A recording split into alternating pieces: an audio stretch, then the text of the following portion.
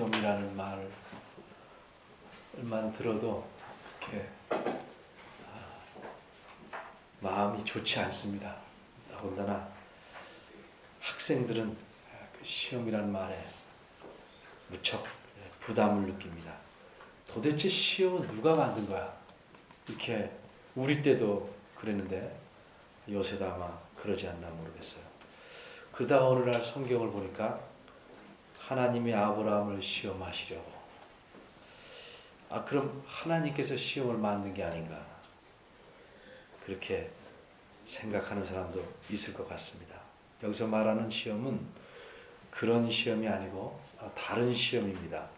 어린이들을 위해서 좀 말씀드렸습니다.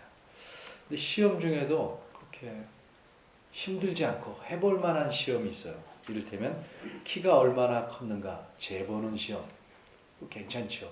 부담 없고. 또 몸이 얼마나 튼튼해졌는가 측정해보는, 검사하는 시험. 그런 시험은 괜찮을 겁니다. 여기서 하나님께서 아브라함을 시험한 것은 공부를 얼마나 잘했는가 보시는 것이 아니고 마음을 알아보시려는 시험이었습니다. 근데 마음을 알려면 좀 특별한 방법을 써야 합니다. 예를 들어서 6학년 홍익이하고 2학년 명훈이하고 누가 힘이 센가를 재보려면 젓가락 들기라면 드러나지 않죠. 둘 다 들을 수 있으니까. 그러니까 한 사람은 잘하고 한 사람은 못할 수 있을 만한 것을 시켜야 차이가 드러나죠. 이를테면 이 피아노를 한번 들어봐라. 그러면 명훈이는 낑낑대고도 못 움직이지만 홍익이는 아마 조금 들썩할 수 있지 않을까 이렇게 생각을 합니다. 그러니까 좀 차이가 날 만한 것을 한번 시켜보는 것이 도움이 되지요.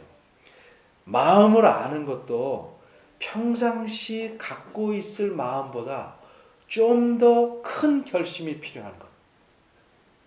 이것을 요구해야 마음을 알 수 있습니다. 그런데 지금 하나님께서 아브라함을 잘 아십니다. 평상시에 갖고 있는 마음도 상당히 정확히 아십니다. 그래서 이번 시험은 매우 어렵기 때문에 부탁을 하십니다. 여기 2절에 보면 독자 이삭을 데리고 모리아 땅으로 가서 번제로 드려라.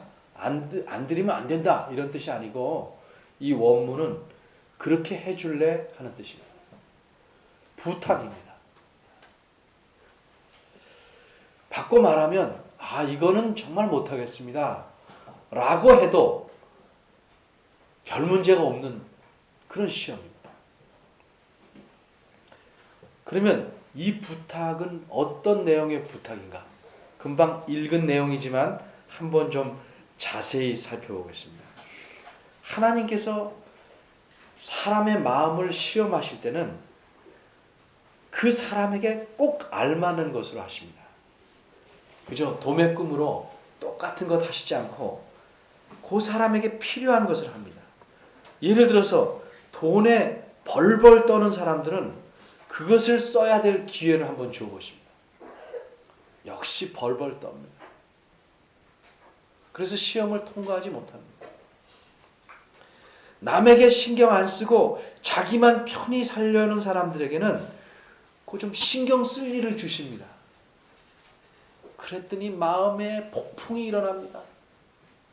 자기 그 잔잔한 마음을 건드려 놓은 거에 대해서 투덜댑니다. 그래서 시험을 통과하지 못합니다. 모든 게 잘 돼서 마음이 높고 교만해진 사람은 또 다른 어려운 일을 닥쳐서 낮춰주십니다. 그래야 망하지 않으니까. 그런데 그것을 통과하지 못해서 망하고 맙니다. 그 사람에게 필요한 것을 특별히 자기 백성, 자기 자녀이기 때문에 알맞게 주십니다. 근데 이 아브라함에게는 무엇이 필요했을까요? 아브라함은 하나님을 매우 늦게 믿은 사람입니다. 75세에 전후해서 하나님을 믿게 되고 오래 살았으니까 지금으로 말하면 지금 수명으로 따지면 한 40세쯤 돼서 하나님을 믿게 된 사람입니다. 처음에 하나님 믿으면서 내 본토 친척 아비 집을 떠나라. 힘든 일입니다. 정든 고향. 아버지는 아직 죽지 않았는데 아버지를 놓고 하란 땅에 놓고 다시 또 떠나야 합니다. 근데 이 시험에 통과했습니다. 그래서 하나님을 따르게 됩니다. 그 다음에 또 문제가 생깁니다. 양을 치는 사람이기 때문에, 소를 먹이는 사람이기 때문에 땅이 필요한데 좋은 땅을 차지하는 것 중요합니다. 그런데 자기 조카 롯에게 양보합니다. 이렇게 해서 믿음이 자라갑니다. 신앙이 커갑니다.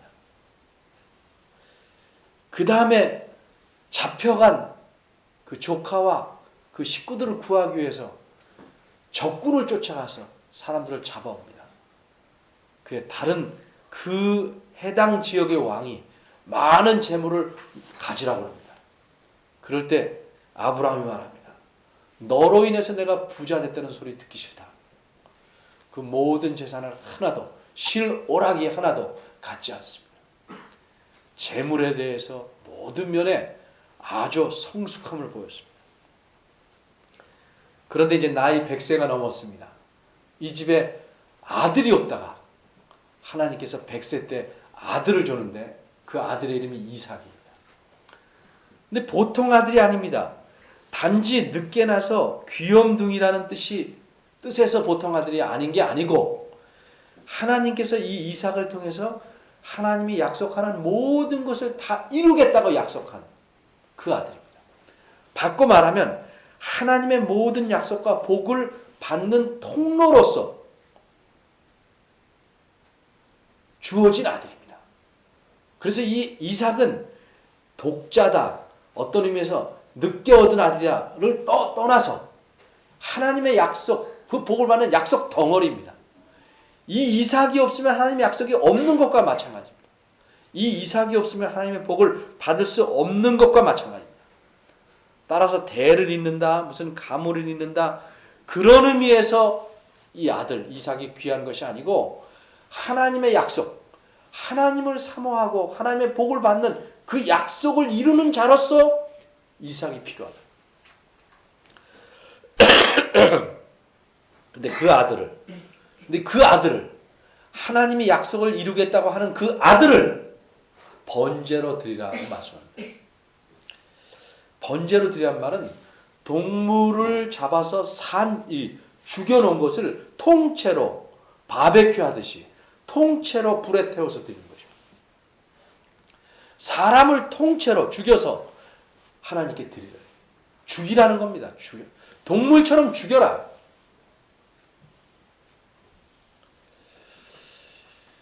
이 기가 막힌 말씀을 듣고 아무에게도 말할 수 없습니다. 여기 드러났지만 이삭에게도 말하지 못합니다. 지금 자기가 죽어야 될 입장에 서 있는 이삭에게 도무지 양이 어디 있습니까? 하나님이 준비하신다. 아무 말 할 수 없습니다. 그 갈등, 이 명령을 지켜야 되는가? 부탁인데 안 해도 되지. 또 기한도 정해지지 않았습니다. 언제까지? 이것도 없습니다. 그 갈등은 이루 말할 수 없지만 당연하지만 성경은 그 갈등에 초점을 맞추진 않습니다.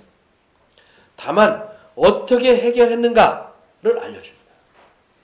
갈등을 전제하고 우리가 이해하되 특별히 초점을 맞춰야 되는 것은 어떻게 해결했는가 하는 사실.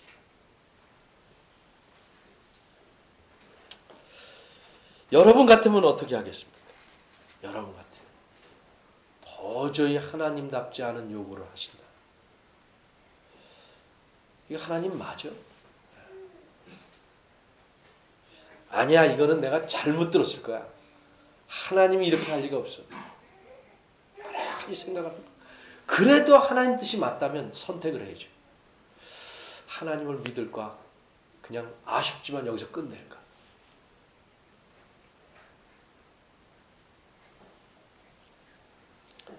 도대체 아브라함은 어떻게 해결했는가? 5절에서 아브라함의 해결의 모습을 보게 됩니다. 근데 우리말 성경에는 좀 불행하게 이 해결한 것을 알 수 있을 만큼 충분하게 표현되어 있질 않아서 제가 원문을 그대로 좀 직역하겠습니다. 우리말에는 사환들에게 이렇게 말합니다. 여기서 기다리라. 내가 아이와 함께, 그러니까 내가가 주어고 아이와 함께, 그러니까 문법적으로 말하면 부사구입니다. 아이를 데리고, 내가 아이를 데리고 가서, 내가 가서 경배하고 내가 오겠다. 그러니까 나만 아이 데리고 갔다, 그 다음에 죽을 거 뻔하니까 그 다음에 혼자 돌아오겠다. 아이는 놔두고 오겠다, 죽이고 오겠다 말하면 사환들이 주인님 왜 그러십니까? 여러 가지 문제가 생길 테니까 묘하게 피해 나가지 않았는가 하는 의구심을 불러일으킬 만하게 이렇게 표현되어 있습니다. 그런데 이 원문은 분명히 이렇게 말합니다. 나와 이 아이가, 주어가 둘입니다. 나와 이 아이가, 그리고 다시 말합니다. 우리가. 나와 이 아이를 말하는 거예요. 나와 이 아이, 우리가 저기 가겠다. 또 말합니다. 우리가 경배하겠다. 우리가 너희에게로 돌아오겠다. 근데 여기 우리라는 말을 또 다시 강조했습니다. 히브리어는 이 강조하는 표현이 또 있어요. 예. 우리가 뭐뭐 하겠다를 굉장히 강조했어요. 우리를 3번 쓰고 3번 쓴 데다가 그걸 강조형으로 써서 우리가 가서 우리가 경배하고 우리가 돌아오겠다라고 강하게 말했습니다. 어떻게 이렇게 강하게 말할 수 있는가? 그러길 바랬을까? 바라는 마음이 있죠. 그런데 그것보다 더 강한 확신이 있었습니다. 그것이 무엇일까? 여기는 나타나지 않지만 아브라함의 마음을 잘 알아서 설명해 준 구절이 있어요. 그게 히브리서 11장 17절, 18절, 19절입니다. 그 중에 필요한 부분만 제가 말씀드립니다. 히브리서 11장 17절에 보면 이렇게 말해요.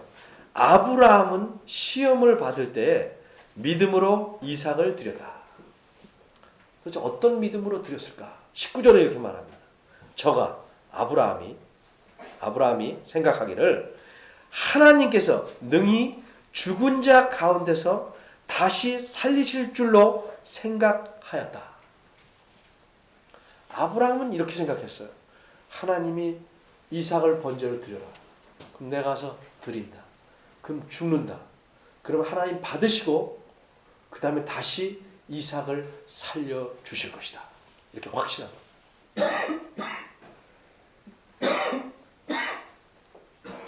그러기 때문에 우리가 거기 가서 우리가 경배하고 우리가 다시 오겠다라고 말할 수 있었습니다.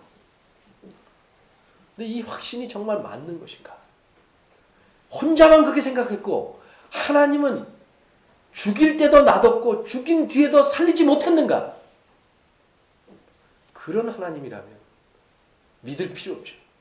그런 하나님이라면 이 사건 이후로 성경에 다른 모든 일을 기록할 필요가 없죠.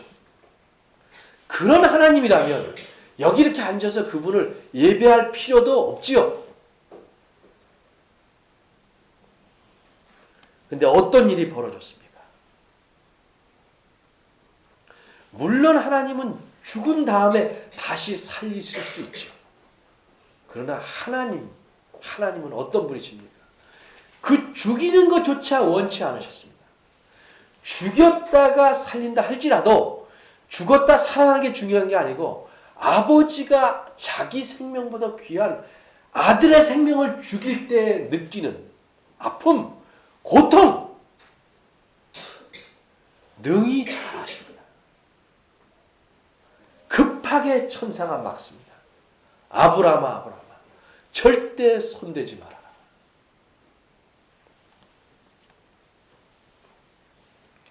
하나님께서 이런 시험을 주신 까닭은 마음을 보시려고 하는 겁니다.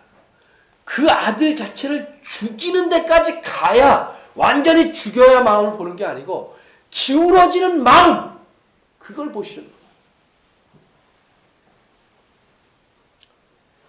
사람의 마음이라는 건요, 결정적인 순간의 그 진위, 그 크기가 드러납니다. 그래, 하나님 말씀대로 내가 이 아이를 바치자 하고 결정되면 이미 행하는 것이나 다른 것 없어요. 악한 마음도 마찬가지예요. 미워하는 마음을 품으면 이미 살인한 것입니다.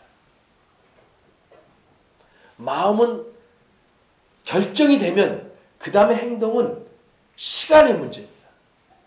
하나님이 보시고자 하는 마음이에요. 바치자. 갈등을 껴서 바치자. 거기서 이미 바친 것과 다른 것 없다고 하나님 말씀하십니다. 내가 이렇게 내 아들 독자를 내게 드렸으니, 주었으니.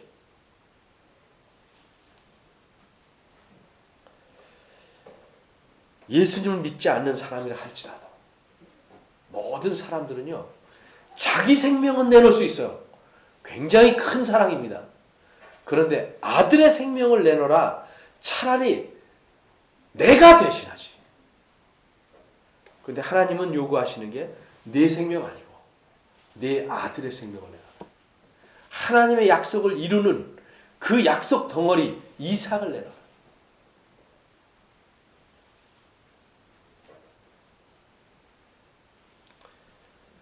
이런 아브라함의 마음, 태도를 보시고 하나님은 어떻게 생각하셨을까? 뭐라고 말씀하셨을까? 12절과 19절에 16절에 거듭 말씀하는데 매우 만족하셨습니다. 매우 만족하셨습니다. 시험을 치르게 하고 그 시험을 잘 통과한, 우수한 성적으로 잘 통과한 아브라함을 보시고 매우 만족하셨습니다. 우리말 성경에는 내가 이제야 12절 뒷부분에 내가 하나님을 경외하는 줄 아노라 이렇게 써놔서 마치 하나님이 전에는 모르고 이제는 알았다는 듯이 보이게 됩니다. 번역상 이렇게 할 수밖에 없습니다. 근데 원문의 의미는 그런 뜻이 아니고 전엔 몰랐다 이제 알았다는 게 아니고 이런 뜻입니다. 내가 과연 기대했던 바대로 여전히 지금도 너는 하나님, 나 하나님을 경외하는구나 라는 표현입니다. 내가 기대했던 대로 여전히 지금도 나를 경외하는구나. 이삭이 없을 때에도 그랬지만 이삭이 있을 때에도 이삭에게 마음을 뺏기지 않고 하나님 나를 경외하는구나. 굉장한 만족을 표현하십니다. 무엇으로 드러내는가? 그 이삭을 아끼지 아니했다. 이게 아까워서 내놓지 않는 것. 이렇게 움켜쥐고 있는 것. 이삭을 움켜쥐지 않고 내놓음으로써 나를 경외한다는 것을 보여.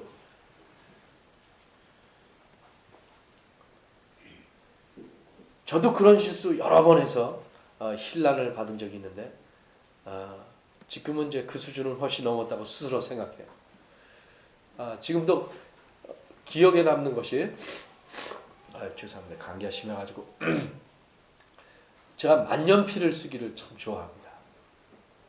근데 만년필은 촉이 생명이에요. 또 그런 머릿속에 있으니까 저희 집사람이 만년필을 빌려달라는데 부들부들 떨었어요. 옛날에. 그러니까 굉장히 마음이 상하더라고요. 그런 생각을 많이 하죠. 내가 소중하게 여긴다는 이 만년필. 이게 그렇게 중요한 것인가? 없으면 또 잡으면 되는데. 그러니까 사소한 것에 너무 목숨을 걸었죠. 이거 뭐 사소한 거니까 문제는 좀 비교가 안 되지만 아들의 생명. 근데 이것도 하나님의 약속을 이루는 아들의 생명. 이것을 하나님이 줬다가 다시 달랜다.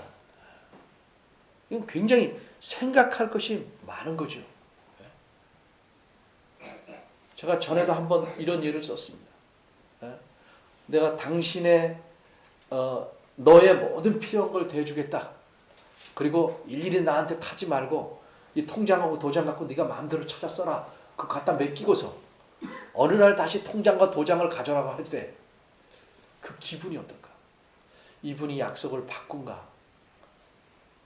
왜 줬다 뺐다 하나? 나는 앞으로 어떻게 될까? 다양한 생각이 들 수 있다.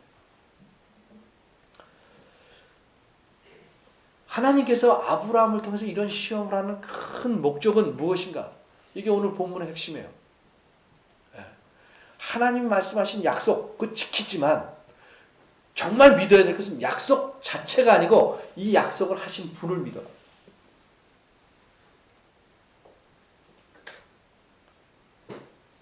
그 약속이 저절로 이루어지는 게 아니고 하나님이 이루시는 거예요. 하나님께서. 그 약속을 주신 분이 하나님이에요. 하나님 자신을 신뢰해라. 우리는 하나님 주시는 복을 붙잡고 늘어집니다. 이거 아니면 안 됩니다. 그 복을 주시는 분을 믿어라. 그것을 가르치기 위해서 가끔 복이 안 보일 때가 있습니다. 하나님께서 자신이 말씀하는 것을 어기는 것 같이 보이는 상황도 일어납니다. 왜? 하나님 자신을 믿게 하기 위해서.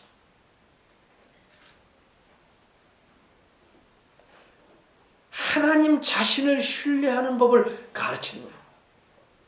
그 신뢰는 무모하게 보이는 것에 순종함으로써 신뢰함을 보이는 것입니다.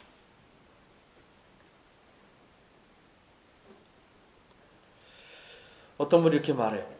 아브라함은 받은 것이 많으니까 그럴만하지만 난 뭐냐? 난 뭐냐? 우리가 뭔가 한번 생각해 봅시다.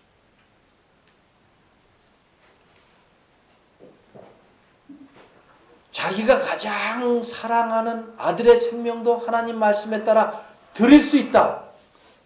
신뢰의 표현이요. 가장 사랑하는 사랑의 표현이요.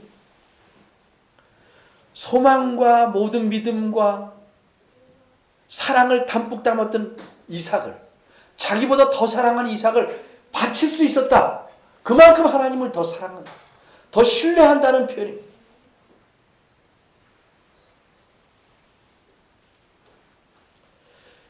아브라함은 받은 건 많았으니까 그럴 수 있었지만 나는 뭘까? 정말 받은 건 많으면 그렇게 할 수 있을까? 그건 사람마다 상당히 차이가 있어요. 받은 거 많은 사람이 더 인색한 일이 참 많습니다. 남들이 볼 때 받은 것이 거의 없는데도 받은 것 많다고 생각하는 사람도 많아요.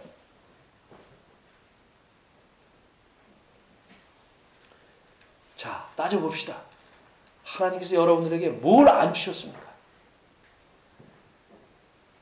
여러분들을 가장 사랑한다는 최고의 표현을 하셨습니다. 자신의 생명보다 귀한 아들의 생명, 그리스도의 생명을 여러분을 위해서 주셨습니다.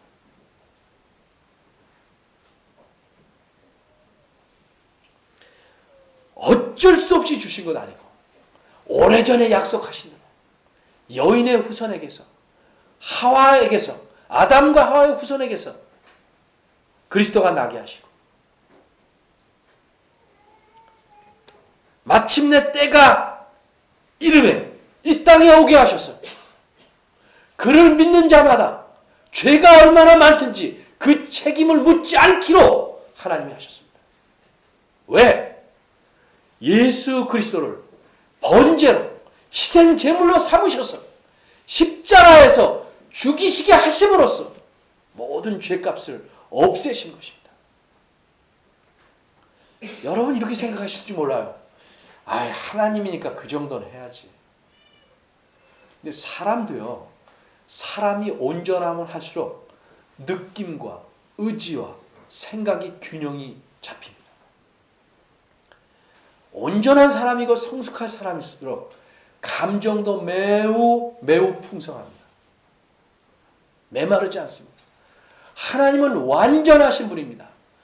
슬프고 아픈 일에 대해서 우리보다 훨씬 생각할 이상으로 아프고 고민스럽고 괴롭고 힘들고 슬프십니다. 하나님은 목석이라 자기 아들을 내놓으시는데 아무 느낌 없이 그래 너 가서 한번 해봐라 이렇게 하신 것 아니란 말입니다. 그래서 로마서 5장에 뭐예요? 우리에 대한 사랑을 자기 아들을 주심으로 확증하셨다 이렇게 말씀합니다. 하나님께서 자기 아들을 내놓으시는 일은 쉬운 일이 아닙니다. 여러분은 그러죠. 남에게. 그거 내놓지. 아들 여럿인데 하나 뭐 어때? 여러분 아들이라면 어떻게 하시겠어요? 하나님께도 우리 인간적인 표현을 쓰면 독자입니다. 독생자. 그분께서 자신의 아들을 내놓으셨습니다. 아들도 기꺼이 순종하지만 그 아픔을 아시기에 뭐라고 절규하십니까? 어찌하여 나를 버리시나이까?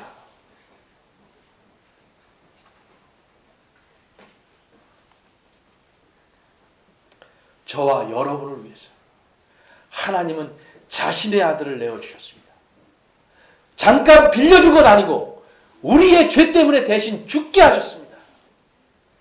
우리 대신에 채찍에 맞게 하셨습니다. 우리 대신에 고난당하게 하셨습니다.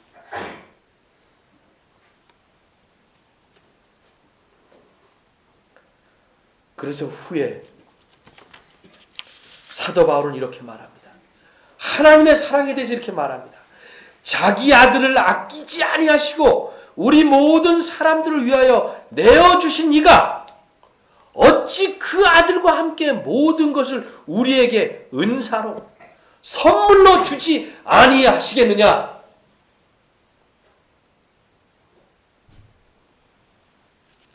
하나님께서 우리를 자기 자녀 삼으시려면 계산을 해보니까 타산이 전혀 안 맞습니다. 자기 아들 내어주셔야죠. 평생 책임지셔야죠. 영원히 책임지셔야죠. 그런데도 불구하고 저와 여러분을 자녀 삼으셨습니다. 그게 하나님의 사랑입니다. 그래서 그 일로 우리가 예수님을 믿고 하나님의 자녀가 되고 하나님을 알고 그분의 사랑 속에 살 수 있는 것입니다.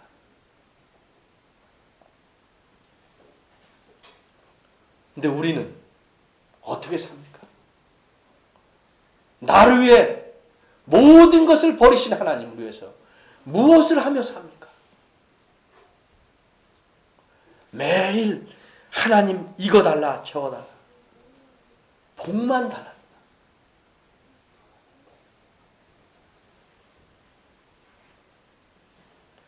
내가 아끼는 것 계속 움켜잡고 있습니다.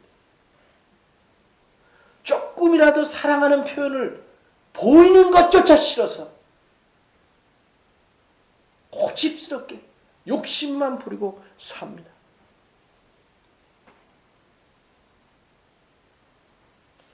생각해 보십시오. 이 사랑을, 이 하나님의 사랑을 어떻게 표현하고 어떻게 해야 하나님을 기쁘시게 할까? 좀 하나님을 참 놀래킬 만큼 기쁘게 만드는 삶을 좀 살고 싶지 않으십니까?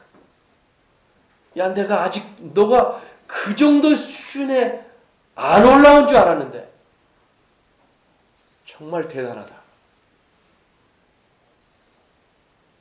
아니면 너 여전히 처음 믿을 때하고 거의 같구나.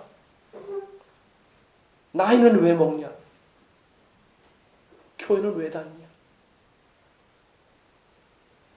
이렇게 내 가슴에 못을 박을 수 있냐? 하는 사람이 되시겠습니다.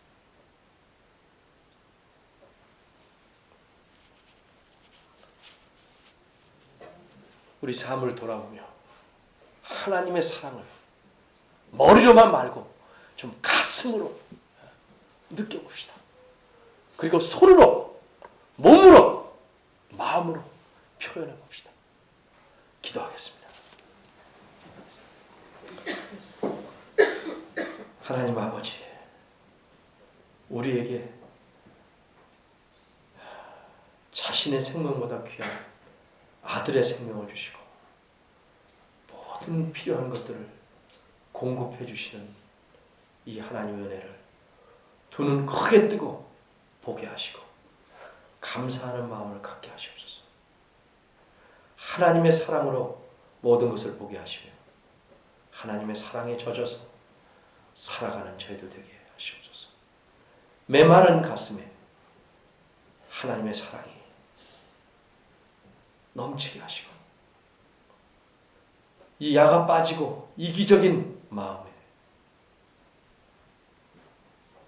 하나님의 크신 은혜와 사랑의 불길이 타오르는 은혜를 주시길 바랍니다.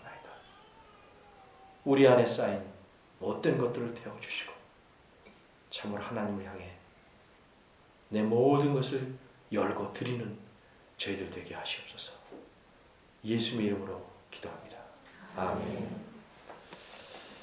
같이 일어나서 성경 1